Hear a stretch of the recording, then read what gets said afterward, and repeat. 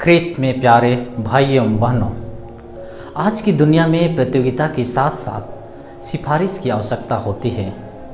यदि हम प्रत्येक प्रतियोगिता परीक्षा में पास होकर योग्य पाए जाते हैं, फिर भी नौकरी के लिए अपने रिश्तेदार या उस व्यक्ति के पास जाते हैं जिसकी पहुंच बड़े अधिकारियों तक होती है।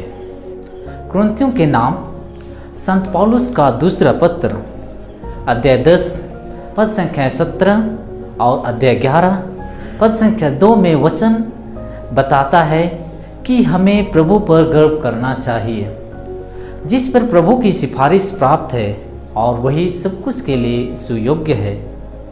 कुरिन्थियों के नाम संत पौलुस के पहले पत्र अध्याय 15 पद संख्या 10 में संत पौलुस कहते हैं, मैं जो कुछ भी हूँ ईश्वर की कृपा से हूँ और मुझे उससे जो कृपा मिली है वह व्यर्थ नहीं हुई है।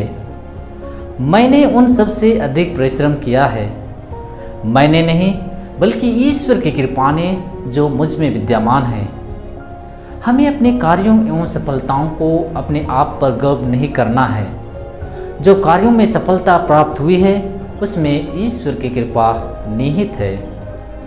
संत पौलुस कुरिन्थ निवासियों के लिए बहुत ही चिंतित था, क्योंकि जो सफलता सुसमाचार के प्रचार में मिली थी उसमें लोग अपनी ही सफलता का गर्व कर रहे थे।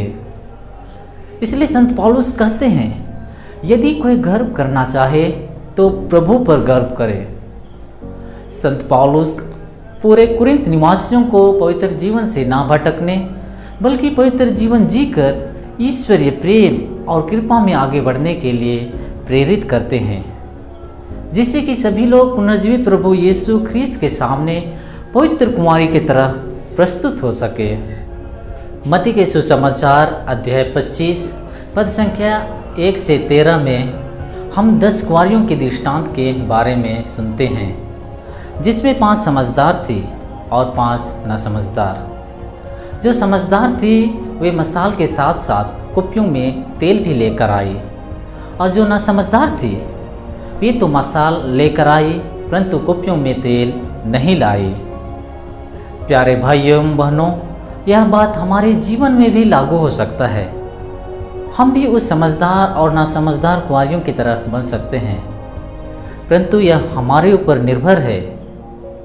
संत मत्ती के सुसमाचार अध्याय 24 पद संख्या 42 में प्रभु यीशु कहते हैं, जागते रहो क्योंकि तुम नहीं जानते कि तुम्हारे प्रभु किस दिन आएंगे। हमारा जीवन प्रभु यीशु के हाथ में है, वह कभी भी हमें इस दुनिया से वापस बुला सकता है। इसलिए हमें पवित्रता का जीवन जीना है और सभी बुराइयों और पापों को छोड़ना है। अगर हम पवित्रता में जीवन व्यतीत करते हैं तो हम उस समझदार कुंवारियों की तरह हैं जिसकी कुप्पियों में तेल था।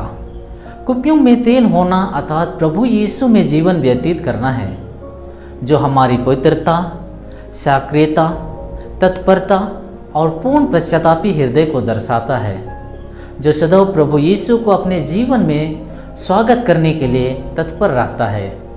और जब कभी प्रभु यीशु हमें अपने पास बुलाता है तो हम स्वर्ग राज्य में प्रवेश पाने के योग्य पाए जाएं।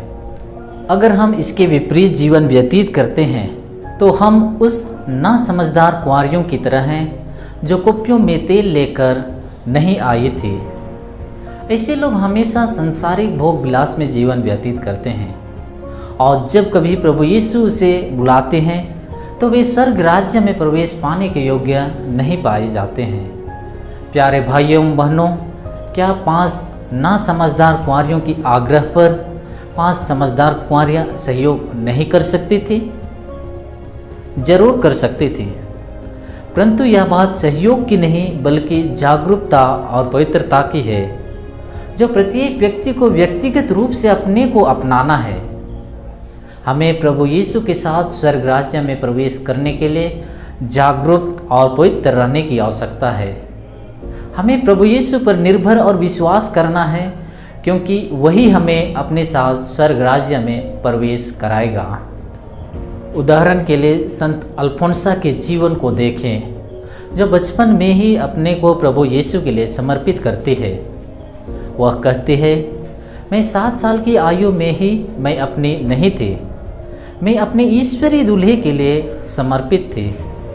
तब से ही उसने अपने आप को अपने दूल्हे प्रभु यीशु के लिए 5 समझदार कुंवारियों जैसा जागरूक, सक्रिय और पवित्र रखी। तो आइए हम अपने आप को जागरूक और पवित्र रखें, ताकि जब हमारे लिए स्वर्ग का द्वार बंद हो जाएगा, तब भी आवाज़ देने पर ईश्वर द्वार खोलने के लिए तत्पर रहें।